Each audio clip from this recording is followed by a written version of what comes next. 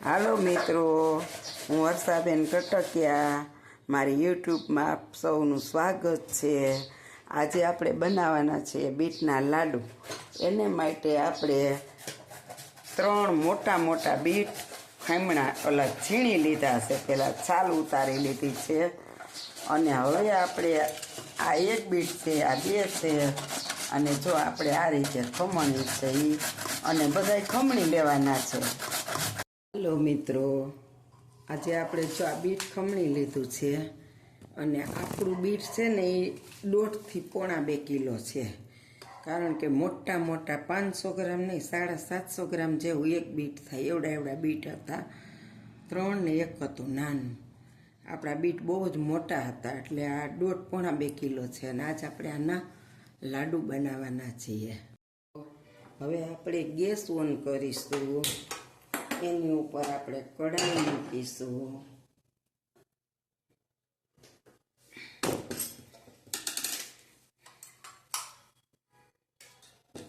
અને હવે આપણે આમાં માત્ર 1 જ ચમચી ઘી નાખવું છે.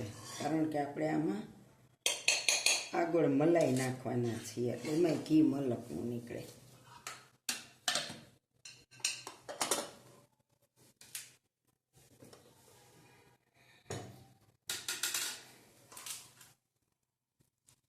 હવે આ બધું આપણે આની અંદર નાખી દેશું બીટ.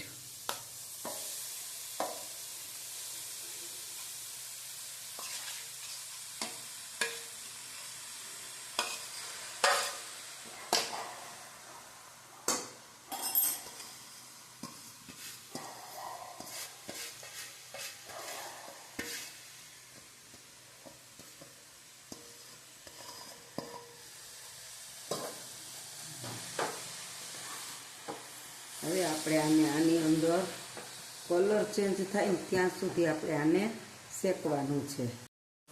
હવે આપણે આની અંદર થોડુંક દૂધ નાખીશું, 1/2 લીટર જેટલું. જોઈ શકો છો.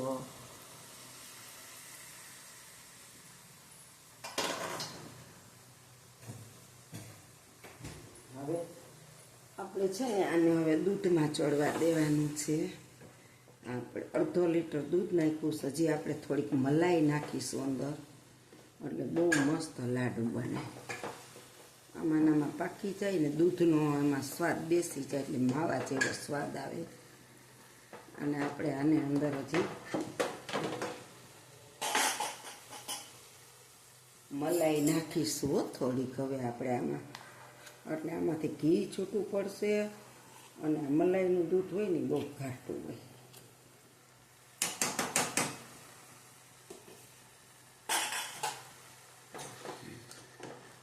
આપણે મલાઈ નાખી 1 વાટકો જેટલી. અને મલાઈનું દૂધ હતું ને એ વખતે નાખી દીધું. અને 1/2 લીટર દૂધ નાખ્યું. હવે બીટને આપણે આમાં થોડા ચડવા દેશું એકદમ. હવે જે આપણે જો દૂધ નાખ્યું ને હવે બફાવા માંડ્યું છે સરસ, અને ઘાટું થવા માંડ્યું છે. હજી થોડુંક બળી જવા દેશું આપણે દૂધમાં. બીટને એકદમ બફાઈ જવા દેશું. કારણ કે આ બીટ 1.5-2 કિલો જેટલા છે. અને આપણે 1 વાટકો મલાઈ નાખી એટલે એનો માવો બની જશે. અને 1/2 લીટર દૂધ નાખ્યું છે, એટલે લાડુ મસ્ત બનશે. હજી થોડીક વાર છે, થોડુંક દૂધ બળી જાય પછી આપણે ખાંડ નાખીશું. જો આપણું બીટ મસ્ત બફાઈ ગયું છે, એકદમ સરસ. બાળકો બીટ નથી ખાતા, પણ આપણે એને આવું બનાવી દઈએ ને તો એ હોશે આખો દી ખાહે હાલતા ચાલતા. એટલે એના આ બીટ છે ને અત્યારે બહુ સારા, અને અત્યારે તો એટલા સરસ આવે છે. હવે આપણે આમાં ખાંડ નાખવાની છે. જો આપણે 1 છાલિયું ખાંડ લીધી છે, પણ એટલી બધી નથી નાખવાની. પછી જોશે તો આપણે નાખશું. આપણે 1/2 છાલિયું જ નાખવાની છે. અને આને આપણે મિક્સ કરવાની છે. આમાં ખાંડ હજી થોડીક ઓછી થાય છે, એટલે આપણે ખાંડ નાખી દેવી છે. છાલિયું આખું છાલિયું નાખી દીધું, થોડુંક પછી આનો સ્વાદ આવે. તો હવે ચાસણી મસ્ત બની ગઈ છે. અને જોઈ શકો છો કે બીટનો કલર સાફ ફરી ગયો. જોઈ એકદમ મીણ જેવું થઈ ગયું. અને એટલો સરસ બીટનો કલર તો આવી ગયો છે એકદમ ઓરિજિનલ કલર. અને જો ચડી ગયું છે. આપણે તો મોટું મોટું ખમણ હતું. થોડીક વાર છે, થોડીક વાર કરશું ને 2 થી 3 મિનિટ, એટલે આપણે પછી નીચે ઉતારી લેવાનું છે. અને છોકરાઓ બીટ ખાતા નથી, લઈ આવીને તો એ મોટા ખાઈ મેં આવી રીતના આપણે એને ખવડાવીએ. લોહીમાં સુધારો આવે અને આ બીટના ફાયદા ઘણા છે ખાવાના. જો આપણે ટોપરાનું ખમણ બહુ ઝાઝું લીધું છે, એટલે બીટના લાડુને રગદોળવાના જોઈએ, પણ આપણે વધે એટલે વધારવું નથી. આ પડ્યું ખોરું થઈ જાય એટલે થોડુંક આની અંદર નાખી દેવું, એટલે આનો સ્વાદ બહુ મસ્ત આવી જાય. રગદોળવામાં તો થોડુંક જ જોઈએ, પણ ઝાઝું લીધું છે 250 ગ્રામ, એટલે આપણે છે ને આમાં નાખી દઈએ ને એટલે આનો સ્વાદ અસલ આવે ટોપરાનો. ઓમાં તો ખરતું જાય. હવે આપણા લાડુ થઈ જવા આવ્યા છે, અને હવે આપણે આમાં 1 ચમચી ઘી નાખવું પાછું.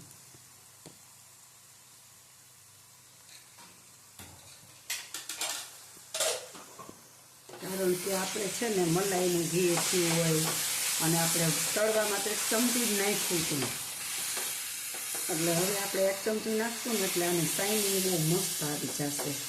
અને હવે તો આ મિશ્રણ થઈ જવા આવ્યું 2-3 મિનિટમાં. જો આપણો આ બીટના લાડુનું મિશ્રણ તૈયાર થઈ ગયું છે. હવે આપણે છે ને ગેસ બંધ કરી દેવાનો.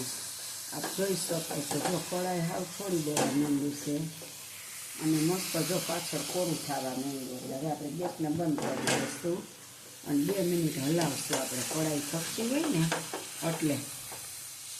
હવે આપણે એને ગેસ ઉપરથી ઉતારી લેશું. જો